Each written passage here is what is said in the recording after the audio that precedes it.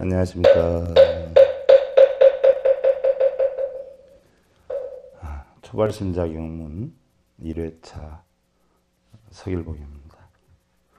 우리가 흔히 사용하는 나중에라고 하는 말은요, 참으로 쉬워요.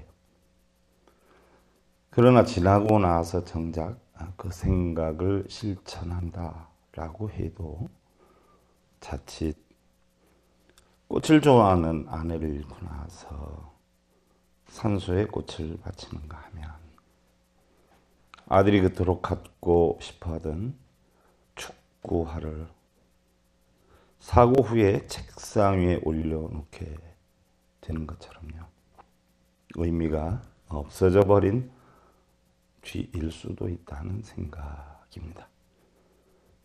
세월이 흐른 뒤에는요, 돌이킬 추억도 빈 상태로 또한 나중이 될 수도 있고요. 우리에게 진정 소중한 게 있다면 미루지 않고 지금 즉시 실천하는 것이고요. 인생의 가장 중요한 것은 바로 지금의 이 시간이 아닌가 하는 마음이기도 합니다. 저 역시 초발심작용문에 대해서는요, 조금 더 완벽하게 집필을 하고 난 뒤에 두 번 다시 듣기 힘든 좋은 강의를 해보자 하는 생각으로 미루어 왔었는데요, 생각을 바꾸게 되었어요. 집필하고 강의할 것이 많다 보니까 그 생각하는 그 다음이라고 하는 것이 확실히 언제가 될지도 모르는 일이고요.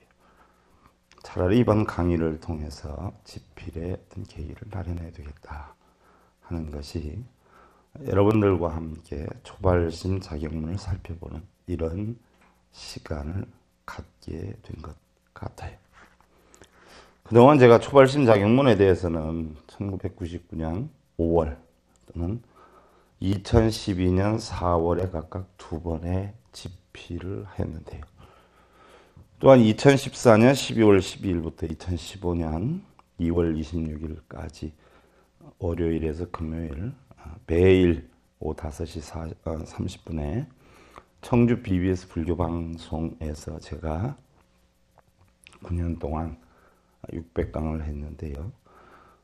그 가운데 53회차 동안 제가 초발심 작용문 강의를 했던 일이 있었어요.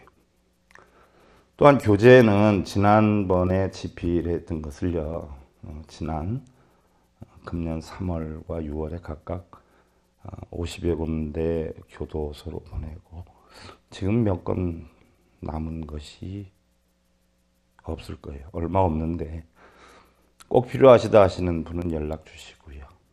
아니면 이번 강의를 바탕으로 해서 빠른 시간 내에 다시 제가 세 번째 집필을 할 것이니까요.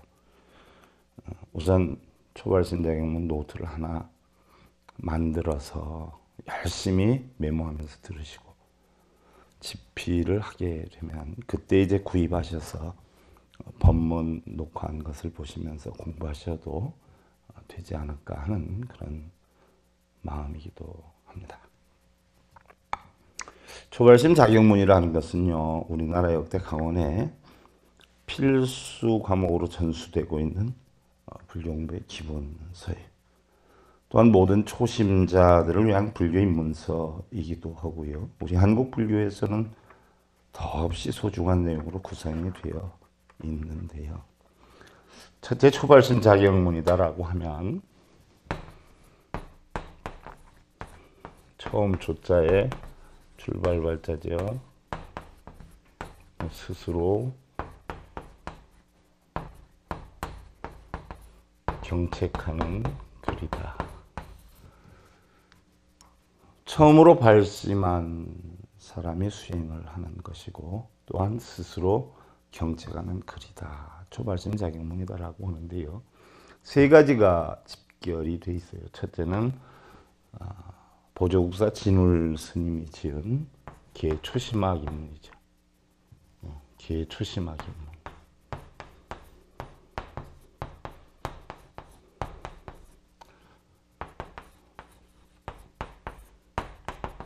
두 번째는 바로 원효대사께서 지으신 발심수행장이었습니다.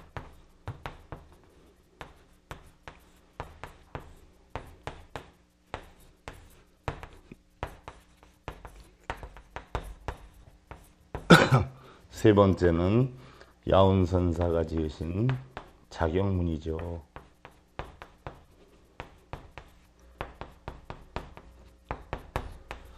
이 세 가지를 합쳐서 우리는 초발심 자경문이다 이렇게 표현을 하는데요. 보조국사 진울스님이 지은 계초심학인문이라는 것은요. 보조국사 진울스님이 달리 해동삼은 모구자다 이렇게 표현을 하는데, 계초심학인문이다라고 하는 것은 처음으로 불문에 들어온 사람이 지켜야 할 청교 이렇게 얘기를 하는데, 해동사문이다라고 표현을 하는데요. 해동사문, 모구자, 해동이다라고 하는 건요. 중국 사람들이 얘기를 할 때 옛날에 발해를 중심으로 해서 동쪽이 있기 때문에 해동이다 이렇게 얘기를 했고요. 사문이다라고 하는 것은 출가한 사람들을 우리가 사문이다 이렇게 표현을 하지요.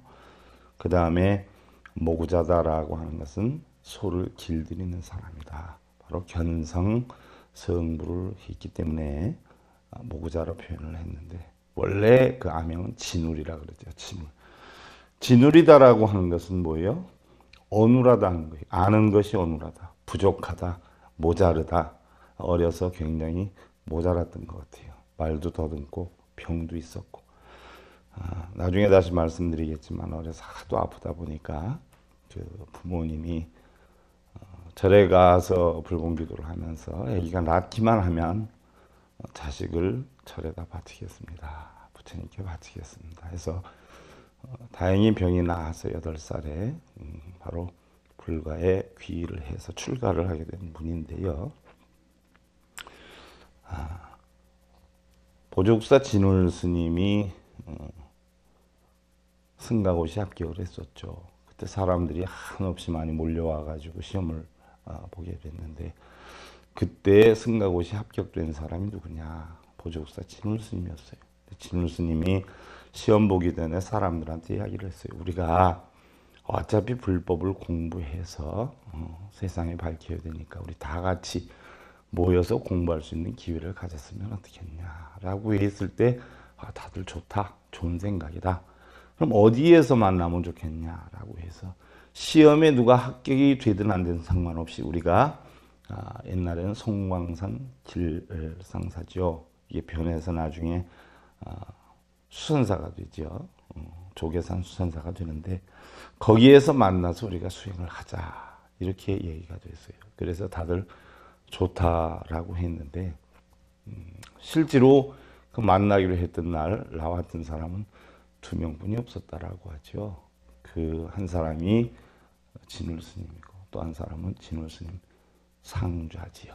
그래서 상좌가 어처구니가 없어서, 사실 우리 불교는 지금도 무슨 행사하려고 하다 보면 사람 모으는 게 엄청 힘들지 않아요?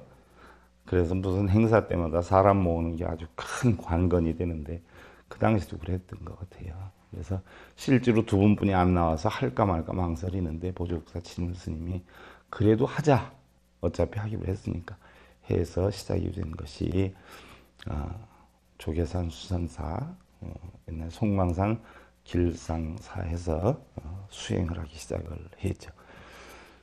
처음에 수행을 할 때는 사실 별로 괜찮았는데요. 점점 하다가 보니까 사람이 1년, 2년, 3년차 이렇게 가다 보니까 굉장히 많이 모였다라고 해요. 그래서 한간에 전해지는 얘기로는 무려 한 500여 명까지 모였다. 그런데 500여 명이 모였다라고 하다 보면 어떻게 돼요? 우리가 각기 생활하는 것도 힘든데 워낙 여러 군데에서 많은 이런 사람들이 모이다 보니까 질서가 문란해지기 시작을 했죠. 그래서 이건 아니다 싶어서 보조국사 진울 스님이 다 같이 우리가 수행자로서 질서를 지키기 위해서 뭔가 규범을 만들어야 되겠다 해서 만들게 된 것이 계초심학인문이에요.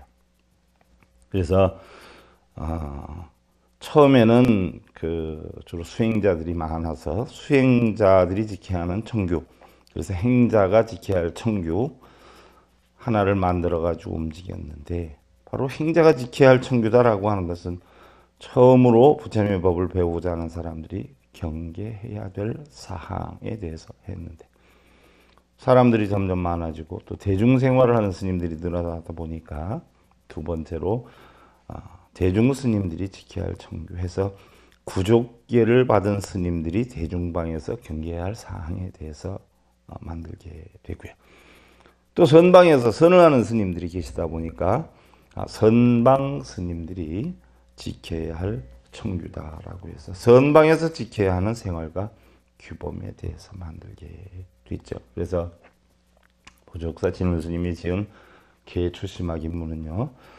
첫째는 행자가 지켜야 할 청규, 둘째는 대중 스님들이 지켜야 할 청규, 셋째는 선방 스님들이 지켜야 할 청규에 대해서 작성을 해 놓았는데요. 실제로 선정과 지혜를 닦아서 자성을 체득하고 중생을 제도한 그런 내용들을 훈계한 것이죠. 어떻게 중생을 제도할 것인가. 그래서 보족사 진울 스님은 정의 쌍수를 주창했기 때문에 바로 선정과 지혜를 닦아서 자성을 체득하자 이렇게 했던 것이죠. 그래서 만들어진 게 계초심학 입문이에요. 그래서 계초심학 입문은 문헌에 보면 1205년 정도에 만들어졌다라고 하고요. 두 번째가 우리 이제 해동사문, 똑같은 해동사문이요.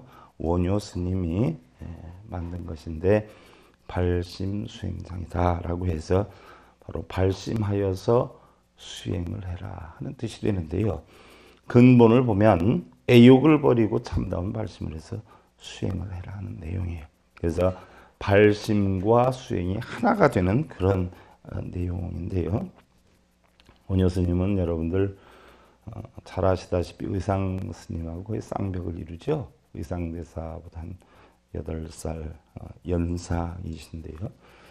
661년도에 의상 스님하고 중국에 당나라로 가기 위해서 서해 쪽으로 가다가 고묘죠. 고묘. 옛날 묘에 그 토굴에서 태풍을 만나가지고 피했을 때 해골바가지 물을 먹고서 거기서 깨달음을 얻죠. 모든 것은 마음에 달려있다. 일체심도 다 해서 바로 원효 스님이 하신 말씀이 심생즉 종종생이요 또 심멸즉 종종범멸이라. 세상의 모든 만법은 마음에 따라 일어나고 또한 마음에 따라 멸한다는 이야기인데 그때 그것을 깨치고 원효 스님이 돌아오셨죠. 그래서 661년에 돌아오셨다가 여러 사찰에 다니면서 수행을 하다가 670년대 경에 바로 애욕을 버리고 참다운 발심을 해서 수행을 하라는 발심 수행장을 저수를 했던 것이고요.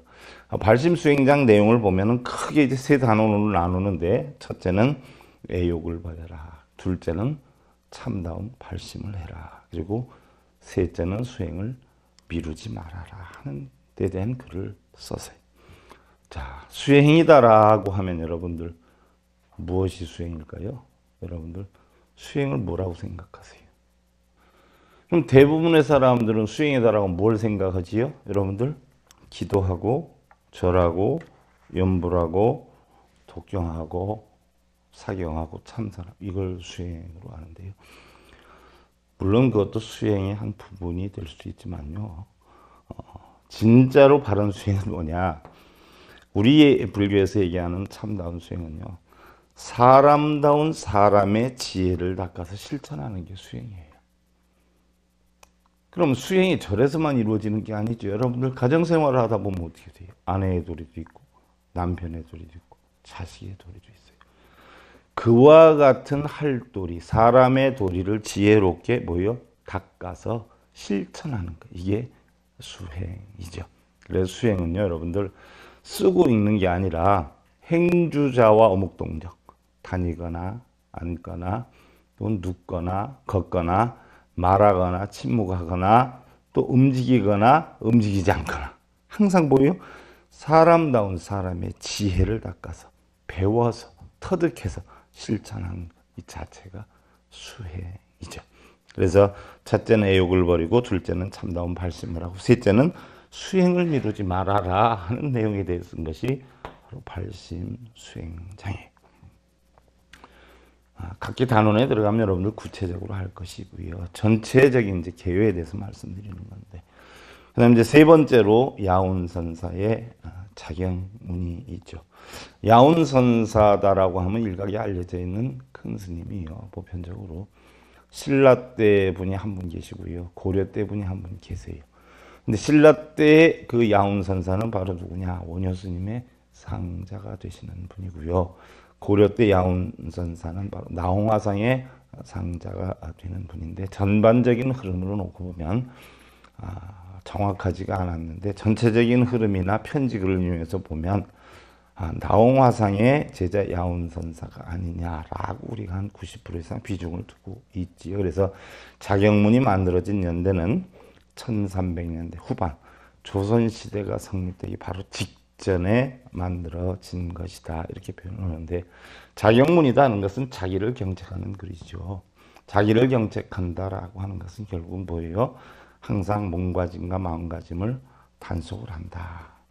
자신을 경책을 하면서 수행으로서 올바른 삶을 사는 방법에 대한 내용에 대해서 설을 해 놓으셨어요. 그러면 거기에는 어떤 내용들이 있느냐? 대략 자경문에는 10가지의 큰 단원이 있는데요. 첫째는 좋은 옷과 맛있는 음식을 금할지어다. 둘째는 나의 재물을 아끼지 말고 남의 재물을 탐내지 말아라. 그리고 셋째는 말을 많이 하지 말고 가벼이 움직이지 말아라. 그리고 넷째는 착한 것은 가까이 하고 삿된 것은 멀리하라. 다섯 번째는 삼경이 아니면 잠을 자지 말아라. 여섯 번째는 나를 높이고 남을 업신여기지 마라. 일곱 번째는 재물과 여자는 반드시 바른 생각으로 대하라. 세속 사람을 사귀어서 여덟 번째로 미움을 받지 말아라. 아홉 번째로 남의 허물을 말하지 마라. 열 번째로 대중 가운데 마음을 항상 평등하게 지녀라. 이런 내용으로 되어 있어요.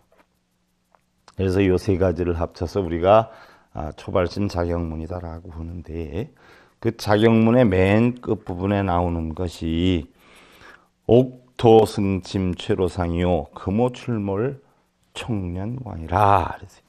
옥토끼 오르내려 늙음을 재촉하고 금감하기 들락달락 세월이 가네. 여기에서 얘기하는 옥토끼는 바로 달을 뜻하는 것이고요.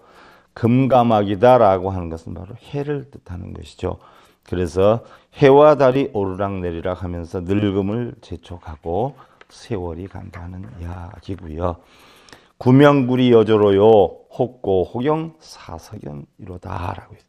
명예와 재물은 아침 이슬이고 괴로움과 영화는 저녁 연기로다라고 해 있는데, 명예와 재물은 바로 뭘 뜻하는 것이요? 오용락 가운데 대표적으로 이야기를 하는 것이죠. 우리가 오용락도 알고 보면 아침 이슬과 같고, 또 괴로움과 영화다라고 하는 것은 우리는 뭐라 그래요? 선인선과 악인악가다라고 해서 업력을 얘기하는 것이죠.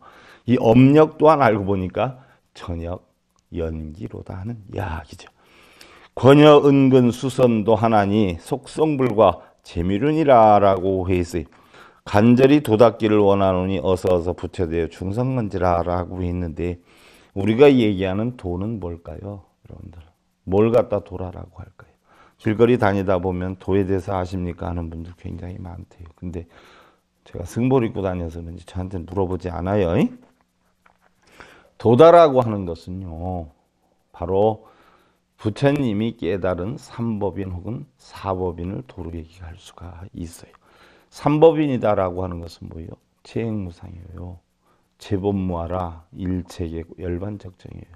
부처님께서 이 법에 대해서는 어떻게 돼요? 변함이 없다, 틀림이 없다 해서 법법자를 쓰고 도장인자를 썼죠. 그래서 법인이에요. 세 가지는 삼법인이고 네 가지는 사법인인데, 바로 법법자는 뭐예요? 삼수변에 갈 것자란 말이에요. 이게 합쳐서도 있기 때문에 바로 물수변에 갈 것자라 삼수변에 갈 거가 붙어서 법법자. 쉽게 얘기하면 법이라는 것은요, 물이 흘러가는 이치예요. 물은 위에서 아래로 흐르지 않아요. 또 어떻게 돼요? 구덩이가 있으면 고였다가 넘치면 흘러가고, 또 길이 있는 대로 바위가 있으면 피해가고 하지 않아요. 그럼 물의 이치, 자연의 순리, 이걸 갖다 법이다라고 하는데, 바로 세상의 모든 법이 무아하다, 제법 무아하다, 바로 재행무상하다, 또 일체계고하다, 열반적정하다는 이치인데, 무상하다라고 하는 것은 뭐예요? 항상 세상의 모든 것은 변해간다는 이야기죠. 변해가요. 변하지 않는 것은 아무것도 없어요. 근데 우리들은 어떻게 돼요? 변하지 않기를 바라잖아요. 돈이나 명예나 권력이나 남편이나 사랑하는 사람이나 이런 것들은 항상 내 곁에 있기를 바라고 변하지 않기를 바라요. 또한 반대로 어떻게 돼요? 나쁜 것이나 어려움이나 괴로움은 빨리 없어지기를 변해요. 원하지요. 그러나 세상의 모든 것은, 좋은 것은 나쁜 것이든 변하지 않는 것이 하나도 없어요. 다 변하고 있어요. 우리가 행복을 바란다라고 해서 행복도 들어왔다 나가는 것이고, 또한 불행도 들어왔다 나가요. 어떻게 보면 들어오고 나감도 없죠. 마음에서 느꼈다 안 느꼈다 변하는 것이죠. 그 다음에 제법 뭐하라. 세상의 모든 것은 뭐예요? 다 고정된 실체가 없다는 얘기예요. 왜? 변해가기 때문에. 저도 여러분들 고정되어 있는 것 같지만 어제가 다르고 오늘이 다르고 내일이 다를 거 아니에요. 또 여러분들이 가지고 있는 지금 재산이나 권력이나 명예나 돈이나 변해가지 않아요. 고정된 것이 없다는 이야기예요. 그런데 우리는 뭐예요? 좋은 건 가지려고 하고 나쁜 건 버리려고 하는 그러한 마음 때문에 전부 고통을 받는다. 그 고통을 받는 원인이 뭐냐? 탐욕심이다라고 하는 거지요. 그러면 어떤 고통이 있느냐? 생로병사고가 있겠죠. 또 구부듣고, 또 애별리고, 옴송고, 원중해고, 8가지 고통이 있잖아요. 이 세상의 모든 고통은 8가지 고통이 안 들어가는 게 하나도 없다는 거예요. 그래서 이 이치를 알면 열반적정이 된다. 그래서 재행무상과 제법무아의 이치를 모르면 일체계고 고통을 받는 것이고, 이 이치를 알면 결국 뭐예요? 우리는 열반적정에 이르게 된다. 이러한 열반적정에 이르는 그것을 갖다 우리는 바로 도다, 이렇게 표현을 하는 것이고요. 또 우리가 그 육조단경에 보면 어떤 상태를 도를 이루었다라고 하느냐? 무상무념, 무주의 깨달음을 얻으면 돼요. 무상이다라고 하는 것은 상이 없는 게 아니죠. 세상의 모든 것은 상이 형성이 되어 있어요. 하지만 상에 빠지지 않는 것이고, 무념 또한 우리 생각은 들고 날고 항상 변해가는데 생각에 빠지지 않는 게 무념이죠. 또 무주예요. 마음에 안착시키지 말아라. 그래서 금강경에서 응무수지 이생기심이라고 하는 게 나와 있죠. 이 이치만 알면 바로 우리는 뭐요? 도를 알게 되는 것이다. 이런 이치를 닿기를 원하노니, 도닦기를 원한다라고 하니까 모르는 분들은 가서 맨날 빌고 절하고 있어요. 그런 게 도가 아니죠. 어서 부처되어 중생건지라라고 했어요. 부처되어서 중생건지라라고 했는데, 여러분들 부처되라라고 하면은 뭐 엄청나 힘들고 어려운 줄 알지 않아요? 여러분들이 자식들에 비하면 어떻게 돼요? 세상을 더 오래 살았어요. 아는 게 더 많아요. 겪은 게 어떻게 돼요? 더 많아요. 자식에 비해서는 뭐예요? 부처예요. 자기가 더 필요한 거 배우면서 세상살이도 배우고, 주변의 인과관계도 배우고, 사업에 대해서도 배우고, 또 기술에 대해서 배우면서 자식들한테 가르쳐주는 거. 이것이 바로 상구보리 하와중생이죠. 우리가 흔히들 부처되어서 중생건져라라고 하면 부처님의 어떤 진리, 예를 들면은 외우고 뭐 사법이니 뭐 이거를 배워서 가르치는 게 아니라 일상생활에 지혜롭게 사는 방법을 내가 알아서 알고 있는 범위 내에서 자식한테 가르쳐 주는 게, 이게 바로 상구보리 하와중생이기도 하고요. 부처되어서 중생 건지는 역할이기도 하지요. 중생을 건져라 라고 하면 여러분들 굉장히 어렵게 생각하세요. 근데 어려울 것이 하나도 없어요. 왜요? 주변에 전부 나를 비롯해서 중생 아닌 것이 하나도 없어요. 다 중생이에요. 그 중생을 바르게 살게 하기 위해서 이끄는 거, 이게 바로 중생 제도지요. 그 다음에 이제 금생약부종사하면 후세 당연 한만난이니라 라고 해 있어요. 이것이 바로 이 생에 내 말을 듣지 않으면 내 생에 오는 생에 거의 한탄하리라고 했는데 여러분들 이생하니까 우리의 지금의 삶이 이생이고요. 내생하니까 죽은 다음에 다시 태어나는 걸 내생으로 아는데 그건 아니에요. 오늘은 이생이에요. 내일은 내생이에요. 지금은 이생이에요. 근데 조금 후면 내생이에요. 바로 우리의 삶과 죽음이 어디에 있어요? 숨 내쉬고 들어오는 찰나에 있다라고 하잖아요. 한 호흡 사이에 있다라고 하잖아요. 그 한 호흡이 들고 나는데 현생이 되고 내생이 된단 말이죠. 그러니까 예를 하나 들어보세요. 여러분들 어려서 공부하지 않으면 어려서는 잘 모르지요. 근데 나이 먹어서 사회생활하거나 이러다 보면 어느 학교 나왔냐, 또 부모가 뭐를 하냐 이런 걸 묻게 돼요. 그럼 부모가 되었을 때 어떻게 돼요? 내 자식이 누구한테 물음을 당했을 때 우리 아버지는 공부를 안 해서 중학교 나왔어요. 고등학교 나왔어요. 이거보다는 어떻게 돼요? 대학원 나왔어요. 석사예요. 박사예요. 그럼 자식이 내놓고 다닐 수 있죠.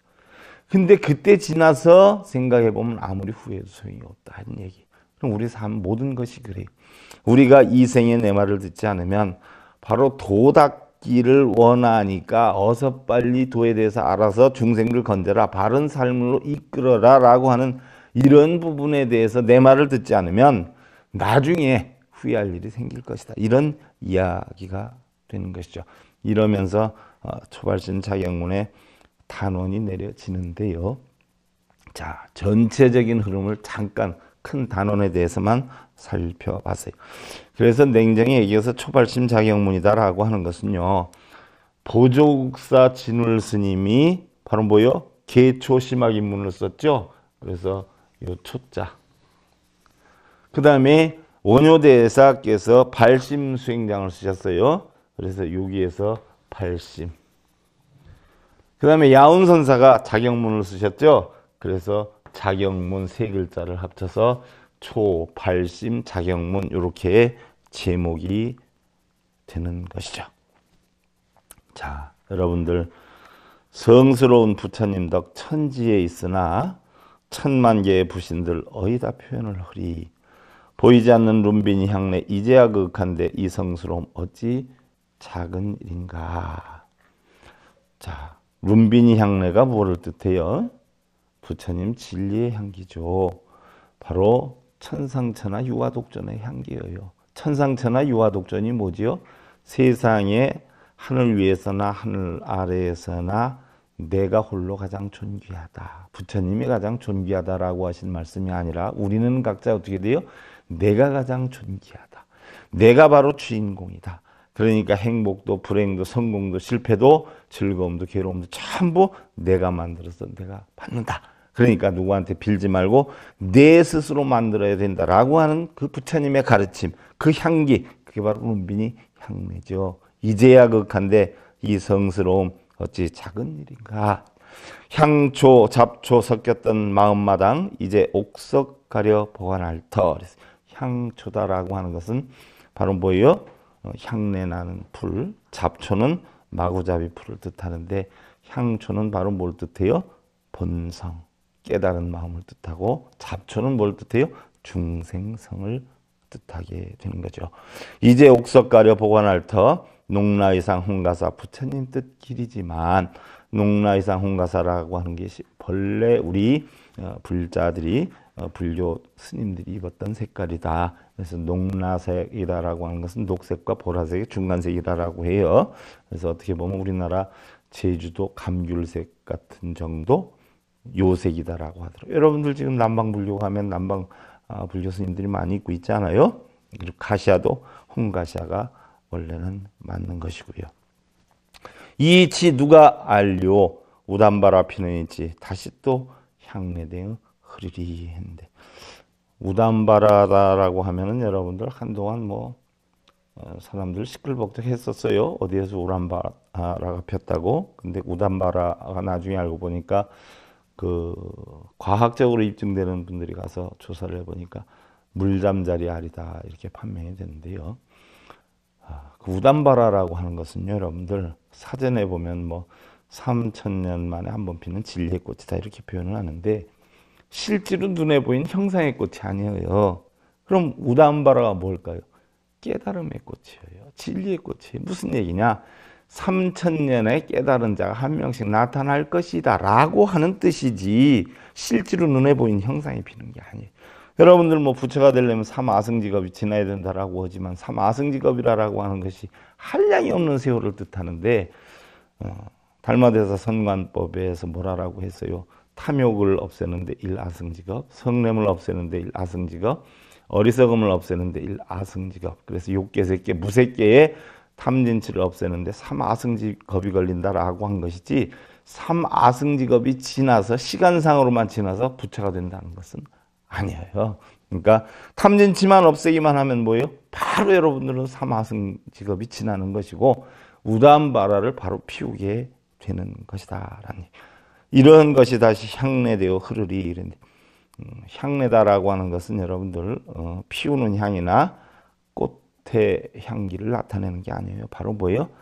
깨달음의 향기. 즉 바르게 사는 사람들의 인격의 향기를 나타내는 거죠. 여러분들 초발심자경문 오늘 첫 시간을 했는데요. 알려드릴 것은요. 월요일 목요일은 불교학개론 1권이 나갈 테고요. 화요일 금요일은 불교학개론 6권 강의한 게 나갈 테고요. 수요일 토요일은 이제 초발심자경문이 나갈 것이고요. 또 5분 설법도 교양 강좌도 그렇게 요일마다 변형이 돼서 나갈 것이고요. 그 참고로 해서 여러분들 많은 시청 바라고요.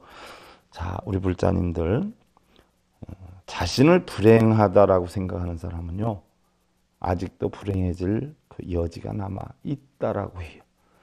그러나 자신을 행복하다라고 여기는 사람들은요. 그 어떤 불행도 마음속으로 침범하기 어렵다라고 하죠. 대부분 우리는요. 행복이나 불행이 마음속에 있다는 것을 알고는 있지만요. 행복을 느끼는 일이 쉽지 않다는 것이에요. 그러나 지금의 어려움이나 불행 또한 냉정히 살펴보면 행복을 만드는 밑거름이다라고 하는 것을 잘 알아서 여러분들 날마다 소중한 날 만드시고요. 초발심자경문 제1회차 서길본이었습니다. 여러분들 감사드립니다. 자, 승리하십시오.